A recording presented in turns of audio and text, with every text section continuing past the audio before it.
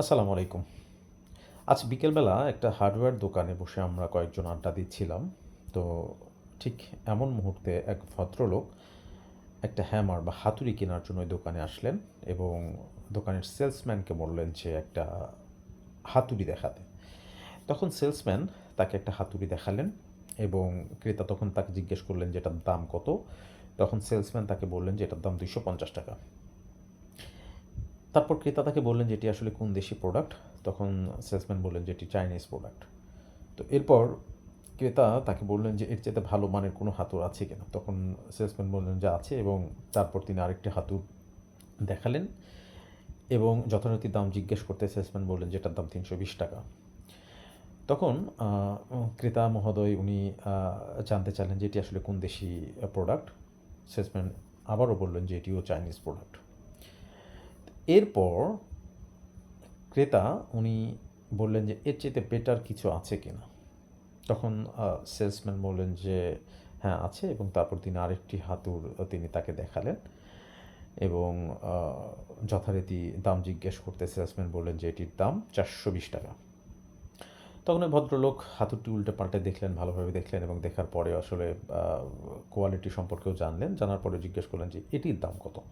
তখন তিনি বললেন যে এটির দাম ৪২০ এবং আ এটি কোন দেশি প্রোডাক্ট বলতেই উনি বললেন যে এটিও চাইনিজ প্রোডাক্ট। তো এখন ওই ভদ্রলোক বলছেন যে বাংলাদেশি কোনো হাতুড় আছে কিনা? বাংলাদেশি তৈরি। তখন সেলসম্যান বললেন যে বাংলাদেশি হাতুড়ও আছে। তারপর তিনি একটা বাংলাদেশি তৈরি হাতুড় দেখালেন এবং যথারীতি এটির দাম জিজ্ঞেস করার পর সেলসম্যান বললেন যে এর দাম ৳১২০। তখন ভদ্রলোক বললেন যে বাংলাদেশি হাতুড়ের দাম ৳১২০ হওয়ার পেছনে কারণটা কি? আসলে এটা বাংলাদেশে তৈরি দেখে আর ওগুলো বাইরের দেশে কি এই কারণে আসলে দামের তফাৎ কিনা? তখন সেলসম্যান বললেন যে না এর কারণে নয়, মূলত কোয়ালিটির কারণে এই হাতুড়টার দাম এরকম। অর্থাৎ চাইনিজ হাতুড়ের তুলনায় বাংলাদেশি হাতুড়গুলোর কোয়ালিটি অত্যন্ত খারাপ, যার কারণে কিন্তু এই হাতুড়ির দাম কম।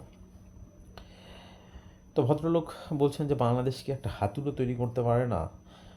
এই হাতুড়টাকেও কি চাইনিজ থেকে আনতে হবে বা ওইরকম মানের কোয়ালিটি সম্পন্ন হাতুড়ও কি বাংলাদেশ তৈরি করার সক্ষমতা রাখে না? তাহলে বাংলাদেশের আছে কি? তো ভদ্রলোক যখন ঠিক এভাবে কথা বলছিলেন, ঠিক তার কথার প্রেক্ষিতেই তৎক্ষণাৎ সেলসম্যান বললেন, হ্যাঁ, বাংলাদেশেরও আছে। বাংলাদেশের আছে মুক্তিযুদ্ধ, বাংলাদেশের আছে চেতনা, বাংলাদেশের আছে টকশো। তো এই ৩ টি ছাড়া বাংলাদেশের আদৌ আছে কিনা আমার জানা নেই। আমার দোকানের যতগুলো প্রোডাক্ট রয়েছে, বেশিরভাগ প্রোডাক্ট চাইনিজ। তো এখন বাংলাদেশে যদি এই ৩ টির পরিবর্তে অন্য কিছু থাকতো, তাহলে আমার দোকানের প্রোডাক্টগুলোর বেশিরভাগই বাংলাদেশি প্রোডাক্ট থাকতো।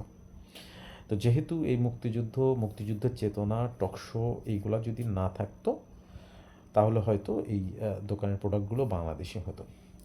তো এই সেলসম্যানের কথা শুনে আসলে ওই ভদ্রলোক যিনি হাতুড়ি নিতে আসছেন তিনিও অবাক এবং আমরা তো অবশ্যই তার কথা শুনে অবাক। কারণ হচ্ছে যে সেলসম্যান সে কিন্তু উচ্চ ডিগ্রিধারী কোনো লোক নয়। সে মাধ্যমিক পাস করেছে কিনা সেটিও আসলে আমি নিশ্চিত নই। তবে তিনি যেভাবে চিন্তা করছেন আসলে আমরা বা আমাদের রাজনীতিবিদরা বা রাষ্ট্র নিয়ে যারা চিন্তা করেন সেই সমস্ত সুশীল সমাজ বা বুদ্ধিজীবী সমাজ, তারা আসলে এভাবে চিন্তা করি কিনা সেটাও একটা ব্যাপার। বাংলাদেশ আজকে প্রায় ৫৫ বছর বয়সী একটা দেশ।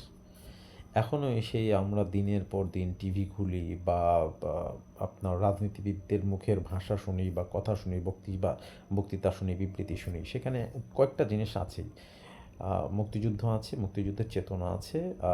তারপরে হচ্ছে যে আরও আনুষঙ্গিক যে জিনিসগুলো থাকে আরকি, আবেগ আছে।